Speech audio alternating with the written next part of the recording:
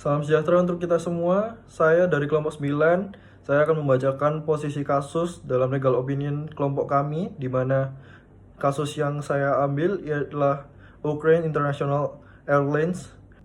Kasus posisi Ukraine International Airlines dengan nomor penerbangan 752 pada 8 Januari 2020 lepas landas dari Bandara Internasional Iman Koni menuju Kyiv, Ukraina. Beberapa menit setelah pesawat udara Ukraine International Airlines melakukan lepas landas, pesawat tersebut mengalami lost contact dan diduga terjadi ledakan saat mengudara.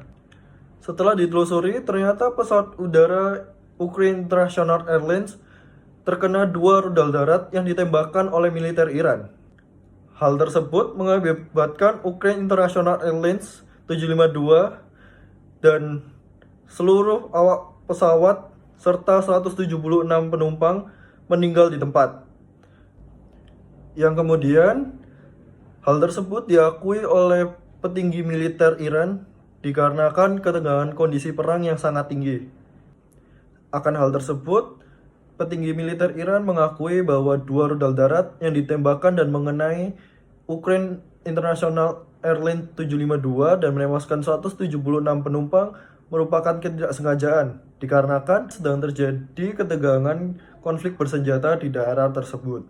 Isu hukum yang akan kami bahas dari kasus yang ada, yakni bagaimana bentuk tanggung jawab hukum yang akan diberikan oleh Ukraine International Airlines terhadap penumpang korban jatuhnya pesawat PS752 dengan berdasarkan Konvensi Montreal tahun 1999. Selanjutnya, untuk dasar hukum, kelompok kami menggunakan Konvensi Montreal tahun 1999, di mana konvensi ini merupakan instrumen utama yang mengatur tanggung jawab maskapai penerbangan internasional terhadap penumpang, bagasi, dan kargo.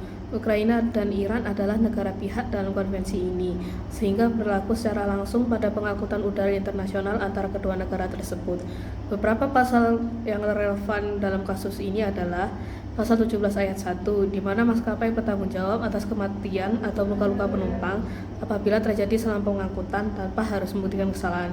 Kemudian yang selanjutnya adalah Pasal 21 ayat 1, di mana tanggung jawab maskapai bersifat mutlak hingga batas tertentu, saat ini kurang lebih SDS 128.821 per penumpang tanpa perlu membuktikan kesalahan. Yang terakhir adalah Pasal 21 ayat 2, untuk kerugian di atas batas tersebut, maskapai dapat dibebaskan dari tanggung jawab jika dapat membuktikan bahwa tidak ada unsur kelalaian atau kesalahan. Berkaitan dengan analisa hukum kami, yang pertama membahas mengenai kedudukan Konvensi Montreal 1999 dalam menghukum pengangkutan internasional. Konvensi Montreal sendiri merupakan instrumen hukum internasional utama yang mengatur tanggung jawab pengangkut udara internasional dalam hal kerugian yang dialami oleh penumpang, termasuk kematian dan luka-luka. Konvensi ini memperkenalkan prinsip strict liability dan tiered liability system yang memberikan perlindungan lebih kuat terhadap penumpang dan ahli warisnya berdasarkan yang pertama, Pasal 17 ayat 1 Konvensi Montreal 1999, yaitu maskapai bertanggung jawab atas kematian atau cedera penumpang yang terjadi selama pengangkutan udara internasional, termasuk saat pesawat berada di udara. Kemudian, Pasal 21 ayat 1 Konvensi Montreal 1999 menyatakan bahwa pengangkut tidak dapat membatasi atau menghindari tanggung jawab untuk kerugian hingga 128.821 SDR per penumpang. Pasal 21 ayat 2 memberikan kemungkinan pembebasan tanggung jawab untuk nilai kerugian di atas batas tersebut apabila maskapai dapat membuktikan bahwa tidak terdapat kelalaian atau kesalahan dalam menjalankan kewajiban mereka. Dalam konteks insiden PS752, meskipun penyebab langsung kematian penumpang adalah serangan rudal oleh militer Iran, Ukraine International Airlines tetap secara hukum bertanggung jawab atas dasar Pasal 17 dan Pasal 21 Konvensi Montreal 1999. Hanya setelah pembayaran kompensasi dasar tersebut, maskapai dapat mencari regres hukum terhadap pihak ketiga yang bertanggung jawab, yaitu negara Iran. Yang kedua, berkaitan dengan kewajiban maskapai untuk menjamin keselamatan penerbangan. Maskapai penerbangan memiliki kewajiban hukum dan moral untuk memastikan keselamatan penumpang selama proses pengangkutan. Ini mencakup kewajiban untuk memilih jalur penerbangan yang aman dan menghindari wilayah udara yang berisiko sesuai dengan informasi NOTAM atau yang biasa kita kenal dengan Notice to Airmen, dan peringatan dari otoritas penerbangan sipil internasional seperti ICAO dan IATA. kegagalan Ukraine International Airlines untuk menghindari wilayah udara Iran yang saat itu sedang dalam kondisi tegang akibat konflik militer dengan Amerika Serikat dapat ditafsirkan sebagai kelalaian dalam perencanaan operasional penerbangan. Dalam praktik internasional sendiri, maskapai penerbangan lain, contohnya seperti Lufthansa Air France dan Singapore Airlines, sudah menghindari wilayah udara Iran pada hari-hari sebelum dan sesudah insiden. Hal ini kemudian menimbulkan pertanyaan apakah Ukraine International Airlines telah memenuhi standar due diligence yang sepatunya. Kemudian yang terakhir berkaitan dengan perlindungan hukum bagi penumpang dan ahli waris. Prinsip dasar dari Konvensi Montreal 1999 dan Undang-Undang Nomor 1 Tahun 2009 adalah bahwa penumpang tidak boleh dibiarkan tanpa perlindungan. Dalam insiden PS 752, para penumpang dan ahli waris, mereka berhak atas, yang pertama, kompensasi material dan moral.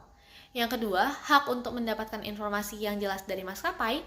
Yang ketiga, aspek terhadap prosedur penyelesaian sengketa, baik melalui pengadilan atau arbitrase. Dan yang terakhir, perlindungan diplomatik dari negara asal penumpang. Dalam konteks ini sendiri pun, meskipun maskapai Ukraine mengaku tidak bersalah secara langsung, mereka tetap berkewajiban untuk membayar kompensasi serta menjalankan proses klaim secara transparan, adil, dan manusiawi.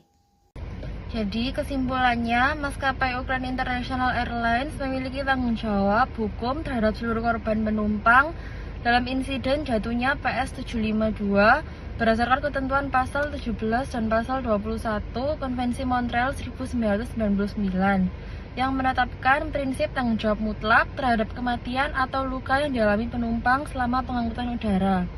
Yang kedua, meskipun insiden disebabkan oleh serangan rudal dari pihak ketiga, hal tersebut tidak menghapus tanggung jawab utama maskapai untuk membayar kompensasi kepada ahli waris sebagaimana diatur dalam sistem pertanggungjawaban bertingkat dalam konvensi tersebut. Yang ketiga, kegagalan maskapai dalam menghindari wilayah udara berisiko menunjukkan kurangnya penerapan prinsip kehati-hatian yang merupakan bagian dari kewajiban operasional pengangkut udara internasional dalam menjamin keselamatan penumpang. Dan yang keempat, dalam konteks hukum nasional, Undang-Undang Nomor 1 Tahun 2009 tentang penerbangan memperkuat prinsip bahwa pengangkut udara bertanggung jawab atas kerugian yang dialami oleh penumpang dan membolehkan penerapan ketentuan internasional sebagai bagian dari perlindungan hukum yang diberikan oleh negara. Sarannya yang pertama kepada maskapai penerbangan internasional, khususnya Ukraine International Airlines, agar ke depan lebih memperhatikan geopolitik dan militer di wilayah udara yang dilalui dan memperkuat sistem pemantauan dan penilaian risiko penerbangan dan menyesuaikan rute dengan informasi NOTAM, peringatan ICAO, serta standar praktik maskapai global lainnya.